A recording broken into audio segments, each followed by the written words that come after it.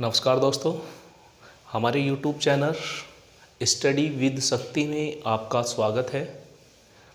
हम पढ़ रहे थे सर्वनाम और इससे पिछली क्लास में हमने देखा था कि सर्वनाम किसे कहते हैं, सर्वनाम का प्रयोग कहाँ किया जाता है और क्यों किया जाता है। और उसी के साथ साथ मैंने पिछली क्लास में बताया था कि सर्वनाम कितने प्रकार का होता है। यदि आपसे कहेगा कि सर्वनाम कितने प्रकार का है तो हमें बताना है 6 प्रकार का। और यहीं पर यदि आपसे कह दे कि सर्वनाम की संख्या कितनी होती है तो होती है 11। देखो, यदि मैं बात करूं प्रकार और संख्या की तो प्रकार और संख्या में बहुत बड़ा अंतर होता है। यदि ऐसा मान लीजिए, यदि हम क्लास में पढ़ रहे हैं तो कोई आपसे कहने लगे कि यहाँ पर कितने प्रकार के बच्चे पढ़ रहे हैं, तो 2 प्रकार के पढ़ रहे हैं, एक स्त्रीलिंग और दूसरा पुल्लिंग, ठीक है। और यदि आपसे कोई कहे कि कितने बच्चे पढ़ रहे हैं तो आपको पता है कि आप स्त्री और पुरुष दोनों की संख्या ऐड करके बताओगे कि 100 बच्चे हैं, 50 हैं, 150 हैं या 20 हैं, 30 हैं, जो भी, ठीक है। तो कभी भी संख्या डिवाइड यानी बांटी नहीं जाती, संख्या हमेशा जोड़ करके बताई जाती है। और यदि प्रकार की या भेद की बात की जाए तो हम उन्हें अलग अलग करके बताते हैं। और इससे ही पिछली क्लास में हम पढ़ चुके थे सर्वनाम का एक मुख्य भाग जिसका नाम था पुरुषवाचक सर्वनाम। पुरुषवाचक सर्वनाम में मैंने आपको बताया था कि वे सर्वनाम जो स्त्री या पुरुष के लिए प्रयोग किए जाते हैं उन्हें हम पुरुषवाचक सर्वनाम कहते हैं। और पुरुषवाचक सर्वनाम 3 प्रकार का होता है।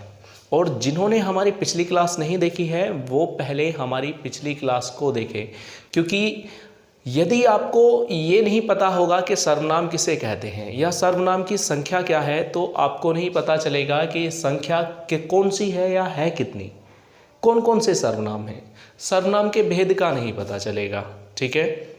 इसलिए हमारी पिछली क्लास को पहले देखें। और बात करते हैं हम इससे अगले इसके मुख्य भाग के बारे में, जो हमारा दूसरे नंबर का भाग होगा।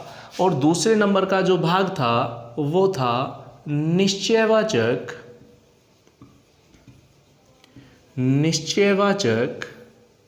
सर्वनाम।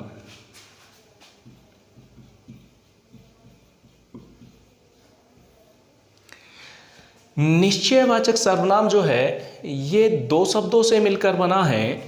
एक तो है निश्चय या फिर मैं कह सकता हूं निश्चित, और दूसरा है सर्वनाम।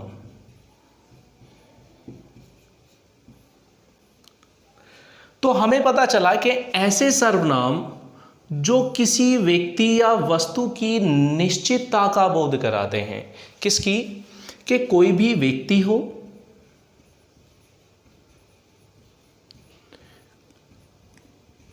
या वस्तु हो, व्यक्ति या वस्तु की निश्चितता का बोध कराने वाले सर्वनामों को ही निश्चयवाचक सर्वनाम कहा जाता है। यानी ऐसे सर्वनाम जो किसी भी व्यक्ति, वस्तु या प्राणी की निश्चितता का बोध कराएगा वही कहलाएगा हमारा निश्चयवाचक सर्वनाम। और निश्चयवाचक जो सर्वनाम हैं हमारे वो कौन कौन से हैं? यह, वह, और इन्हीं का बहुवचन बना दिया जाए ये, वे। इनका प्रयोग जहाँ पर किसी निश्चित व्यक्ति या वस्तु के लिए किया जाएगा तो वही कहलाएगा निश्चयवाचक सर्वनाम। जैसे कि उदाहरण के साथ समझेंगे। उदाहरण में हम देखेंगे, वह पुस्तक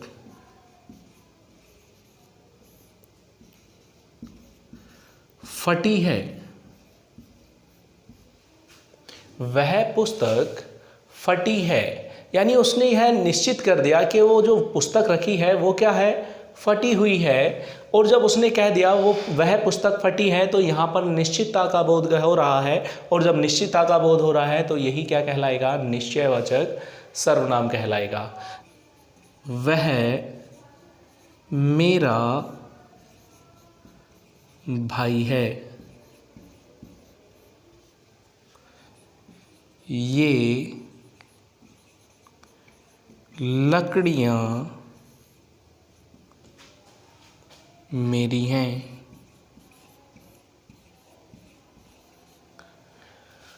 तो यहाँ पर जो यह आया है, यानी जो वह है, ये भी वह, और ये यह, ये क्या है? यही कहलाएंगे हमारे निश्चयवाचक सर्वनाम। आपको ध्यान रखना है कि वे सर्वनाम जो किसी व्यक्ति या वस्तु की निश्चितता का बोध कराते हैं उन्हें ही हम कहते हैं निश्चयवाचक सर्वनाम। ठीक है, और आपको इसी चीज़ को तो समझ गए होंगे कि इन चारों का प्रयोग किस में किया जाता है? निश्चयवाचक सर्वनाम में किया जाता है। और इसी के बाद हम देखते हैं इसका तीसरा मुख्य भाग। तो और तीसरा मुख्य भाग है इसका अनिश्चयवाचक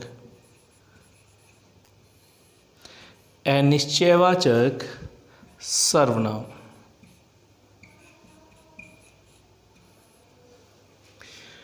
यहाँ पर हमने देखा निश्चयवाचक यानी निश्चित का बोध कराएगा, और यहाँ पर क्या है? अनिश्चयवाचक सर्वनाम है, तो ये किसका बोध कराएगा? अनिश्चित वस्तु का बोध कराएगा। अनिश्चित सर्वनाम, यानी यदि हम लैंग्वेज यानी अर्थात परिभाषा की बात करें तो हम कह सकते हैं कि वे सर्वनाम जो किसी व्यक्ति या वस्तु की अनिश्चितता का बोध कराते हैं उसे ही हम क्या कहते हैं? अनिश्चयवाचक सर्वनाम कहते हैं। यानी वे सर्वनाम जो किसी व्यक्ति या वस्तु की अनिश्चितता का बोध कराते हैं उसे हम क्या कहते हैं? अनिश्चयवाचक सर्वनाम कहते हैं।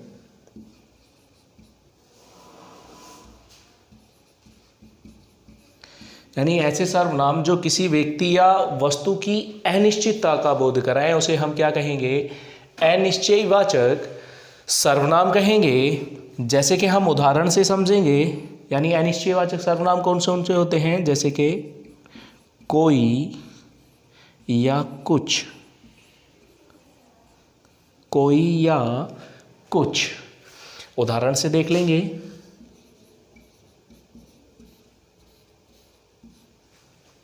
जैसे कि मैं कहूं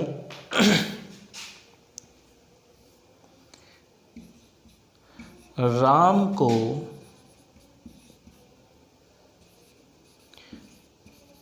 कुछ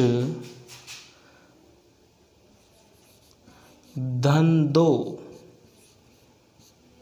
राम को कुछ धन दो। यहाँ से हमें ये नहीं पता है कि धन कितना देना है, इसलिए ये क्या कहलाएगा? अनिश्चयवाचक सर्वनाम कहलाएगा। जैसे कि दूसरा एग्जाम्पल देख लेते हैं। कोई आ गया तो क्या होगा? कोई आ गया तो क्या होगा? तो यहाँ पर ये कोई आ गया, यानी हमें नहीं पता कि कौन आने वाला है, ठीक है, लेकिन हमने कहा कि कोई आ गया तो क्या होगा। जैसे कि मैं आपसे कहूँ दरवाजे पर कोई खड़ा है। जैसे कि फॉर एग्जांपल मैं आपसे कहूँ कि दरवाजे पर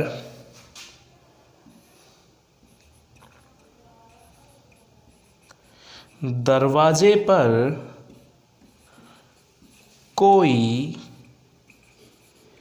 खड़ा है। अब हमें ये नहीं पता कि खड़ा कौन है, लेकिन ये तो पता है कि खड़ा है, ठीक है, तो यही क्या कहलाएगा?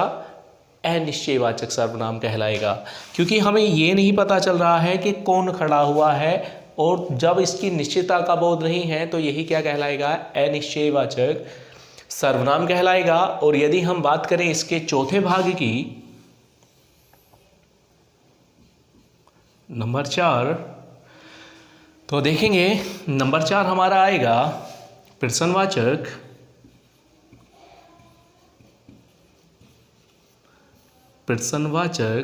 सर्वनाम। प्रश्नवाचक सर्वनाम से ही आपको यहां पर पता चल रहा होगा प्रश्न, और सर्वनाम। कहने का मतलब है कि वे सर्वनाम जो किसी पर्सन का बोध कराते हैं, यानी अर्थात कि ऐसे सर्वनाम जिनका प्रयोग पर्सन पूछने के लिए या करने के लिए किया जाता है, उन्हें हम क्या कहते हैं? पुरुषवाचक यानी पर्सनवाचक सर्वनाम कहते हैं। क्या कहते हैं? पर्सनवाचक सर्वनाम कहते हैं। जैसे कि क्या और कौन, यानी अर्थात और भी आ जाएंगे, ऐसा नहीं है, यही और भी आ जाएंगे, ठीक है, लेकिन जो मुख्य है मैं वही लिखा रहा हूं, क्या और कौन, ठीक है। जैसे कि फॉर एग्जांपल उदाहरण से समझेंगे कि ऐसे सर्वनाम जिनका प्रयोग प्रश्न पूछने के लिए या करने के लिए किया जाता है, उन्हें हम प्रश्नवाचक सर्वनाम कहते हैं।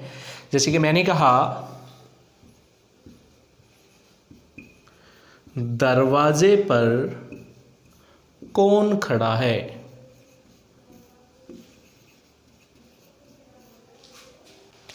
दरवाजे पर कौन खड़ा है। यहां पर मैंने पूछा था दरवाजे पर कोई खड़ा है, यानी अर्थात कोई खड़ा तो है लेकिन हमें ये नहीं पता कि कौन खड़ा हुआ है। लेकिन मैंने कहा दरवाजे पर कौन खड़ा है, ठीक है। अब कौन खड़ा है तो अर्थात मैं उससे पूछ रहा हूं कि दरवाजे पर कौन खड़ा है, तो मैंने प्रश्न करा नहीं, ठीक है। तो यही क्या कहलाएगा? प्रश्नवाचक कहलाएगा। यही क्या कहलाएगा? प्रश्नवाचक कहलाएगा। जैसे कि मैं कहूं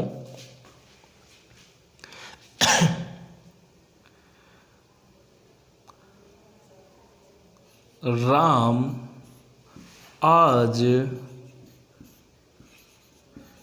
क्या कर रहा है। राम आज क्या कर रहा है।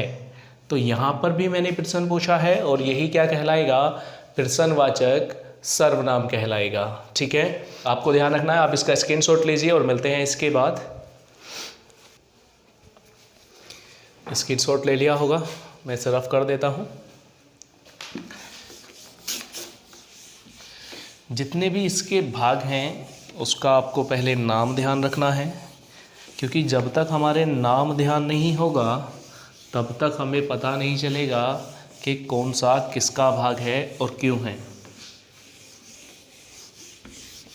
और इससे ही अगले भाग के बारे में बात करेंगे हम, नंबर 5। और जब हम नंबर 5 देखेंगे तो नंबर 5 आएगा हमारा संबंधवाचक सर्वनाम। नंबर 5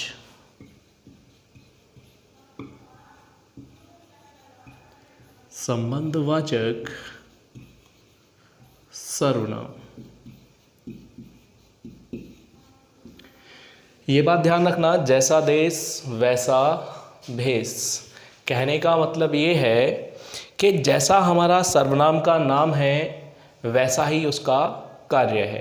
आपने देखा निश्चयवाचक सर्वनाम तो निश्चित का बोध करा रहा है, अनिश्चयवाचक सर्वनाम तो अनिश्चितता का बोध करा रहा है, प्रश्नवाचक सर्वनाम है तो प्रश्न पूछने का बोध करा रहा है या करने का बोध करा रहा है। उसी ही प्रकार ये जो हमारा संबंधवाचक सर्वनाम है तो संबंध का बोध कराएगा, यानी अर्थात कहने का मतलब है कि ऐसे सर्वनाम जो दो व्यक्ति या वस्तुओं के बीच संबंध बताते हैं उन्हें ही हम कहते हैं संबंधवाचक सर्वनाम। ऐसे सर्वनाम जो दो व्यक्ति या वस्तुओं के बीच संबंध बताते हैं उन्हें ही हम कहते हैं संबंधवाचक सर्वनाम। और जैसे कि इसमें आता है जो, सो, ये हमारे मुख्य सर्वनाम हैं, इसी वजह से लिख रहा हूँ, ना तो अन्य भी आते हैं। जैसे कि मैंने अभी कहा जैसा देश वैसा भेष, ठीक है। मैंने अभी कहा उदाहरण में जैसा देश वैसा भेष, अर्थात यानी जैसा देश है वैसा ही क्या है? भेष है। तो संबंध बता रहा है, या फिर मैं दूसरे एग्जाम्पल से बता दूं, जो आया है सो जाएगा। जो आया है सो जाएगा, यानी अर्थात जो आया है वो जाना है, यानी अर्थात जिसने जन्म लिया है उसकी मृत्यु तय है। ठीक है, कि वो जैसे आया है वैसे ही चला जाएगा। अर्थात कहने का मतलब ये है कि खाली हाथ आया है खाली हाथ ही जाएगा। ठीक है, जो जितनी भी धन दौलत है, धन माया है, वो सब यहीं पर धरा रह जाएगा। इसलिए मैं कहता हूँ कि टेंशन लेने की आवश्यकता नहीं है। ठीक है, क्योंकि अर्थात कहने का मतलब ये है कि जब हम हिंदी को आगे जब हम पढ़ेंगे तो मैं आपको बता दूं, वहाँ पर हम पढ़ेंगे कालचक्र, और कालचक्र 4 हैं। यानी अर्थात कहने का मतलब ये है कि कोई भी व्यक्ति पढ़ाता तो नहीं है, लेकिन मैं आपको बता दूं कि हमारे यहाँ पर कालचक्र 4 चल रहे हैं। और 4 कहने का मतलब है जैसे कि सतयुग है, त्रेता युग है, द्वापर युग है और कलयुग है। अर्थात कहने का मतलब ये है कि जहाँ हम चल रहे हैं वो कलयुग है, और आधे व्यक्ति कहते हैं जो कोरोना महामारी है ये अर्थात कलयुग का अंत चल रहा है। ठीक है, इसलिए कह रहा हूँ कि आप सभी लोग अपने घर के अंदर रहें और सेफ रहें। ठीक है, आप तक हमारी वीडियो पहुँच ही रही है। ठीक है, और वीडियो को देखें, एंजॉय करें, एंजॉय के साथ साथ जॉब की तैयारी करें। ठीक है, क्योंकि 2021 आपके लिए बहुत महत्वपूर्ण होने वाला है। और महत्वपूर्ण के साथ साथ ही क्यों, क्योंकि लॉकडाउन चल रहा है और आप अपने घर पर तैयारी कर रहे हैं। जैसे ही अगला साल यानी न्यू ईयर लगेगा, न्यू ईयर से पहले ही हमारा लॉकडाउन वैसे तो खुलना चाहिए, और नहीं खुला तो न्यू ईयर में खुलेगा, और न्यू ईयर के खुलते ही हमारी वैकेंसियों की बौछार लगेगी, और बौछार के साथ साथ ही जो तैयारी में जुड़े हुए हैं उनकी जॉब आसानी से लग जाएगी। ठीक है, तो मैंने आपको बताया संबंधवाचक सर्वनाम के बारे में, यानी जैसा करेगा वैसा भरेगा। ठीक है, जो बोएगा वही काटेगा, यानी अर्थात जो बो रहा है वही काट रहा है। यानी कहने का मतलब ये है, ऐसा नहीं कि मैंने बो दिया तो मैं ही काटूंगा, इसका मतलब ये नहीं है। अर्थात कहने का मतलब ये है उसने गेहूँ बोए हैं तो वो गेहूँ ही काटेगा, धान नहीं काटेगा। ठीक है, जैसे कि आपने सुना होगा, बोया पेड़ बबूल का आम कहाँ से पाए। यानी अर्थात कहने का मतलब ये है, जब आप पेड़ जो बो रहे हैं वो बबूल का, और आम कहाँ से पाएंगे। ठीक है, उसी प्रकार जो बोएगा वही काटेगा, तो वो भी किसका आ जाएगा, संबंधवाचक का। ठीक है, नेक्स्ट बात करेंगे इससे सबसे लास्ट वाले सर्वनाम के बारे में, यानी नंबर 6, और नंबर 6 है हमारा निजवाचक सर्वनाम। यानी निजवाचक की बात की जाए तो निजी, यानी अर्थात निजी का मतलब अपने आप। ठीक है, कि ऐसे सर्वनाम जिनका प्रयोग स्वयं यानी खुद के लिए किया जाता है उन्हें ही हम क्या कहते हैं, निजवाचक सर्वनाम। यानी अर्थात कहने का मतलब ये है कि ऐसे सर्वनाम जिनका प्रयोग कर्ता किसी कार्य को करने के लिए स्वयं का प्रयोग करता है उसे ही हम कहते हैं निजवाचक सर्वनाम। और निजवाचक सर्वनाम में आता है आप, स्वयं, खुद, ये हमारे होते हैं निजवाचक सर्वनाम। जैसे कि मैं आपसे कहूं,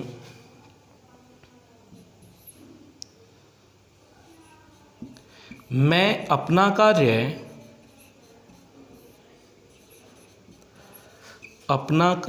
कार्य आप कर लूँगा, या आप ही कर लूँगा।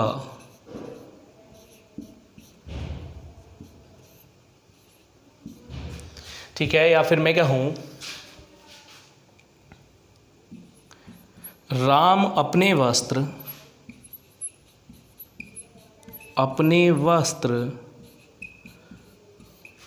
स्वयं साफ कर लेगा। तो यही क्या कहलाएगा, हमारा निजवाचक सर्वनाम कहलाएगा।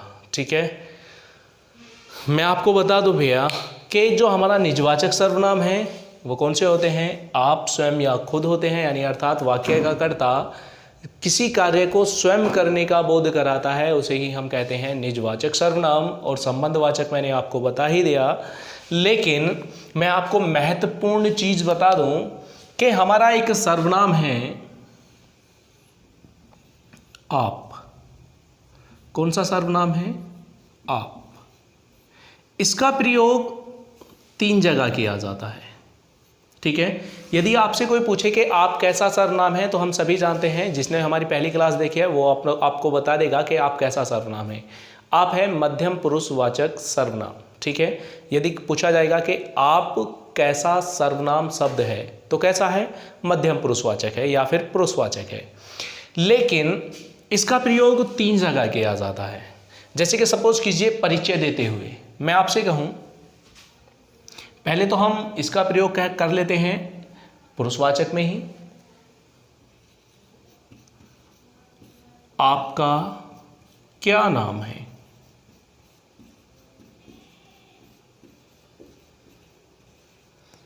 यदि पूछे कि आपका कैसा सर्वनाम है, तो आपका कैसा होगा, मध्यम पुरुष होगा, ठीक है। लेकिन यदि कोई पूछे मैं अपना कार्य आप कर लूंगा,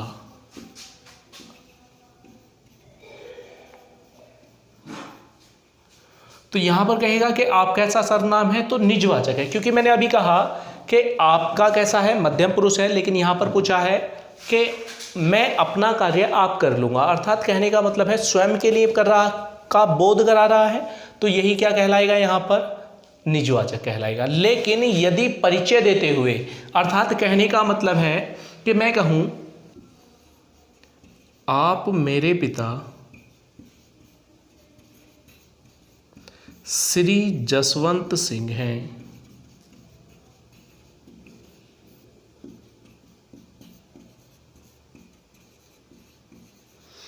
कहने का मतलब ये है, ऐसा मान लीजिए मैंने कहा कि हम किसी पार्टी में चले गए, ठीक है, ये हमारा दोस्त है, ये मैं हूँ और ये हमारे पिताजी हैं।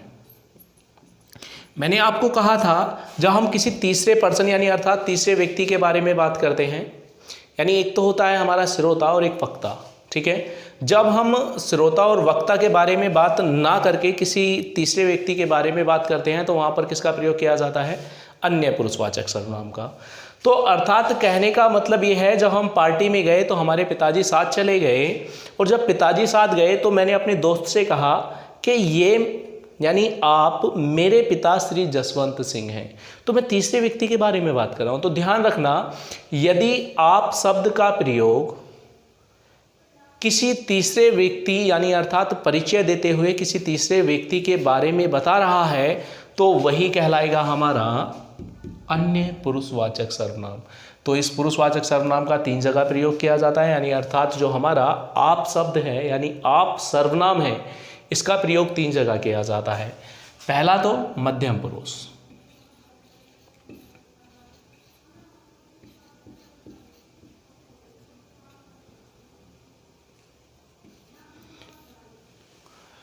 दूसरा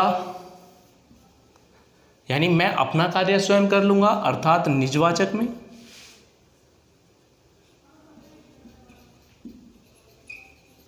और तीसरा है हमारा किसमें, अन्य पुरुषवाचक में। आपको ध्यान रखना है, ये हमारे 3 जगह प्रयोग किया जाता है, ठीक है।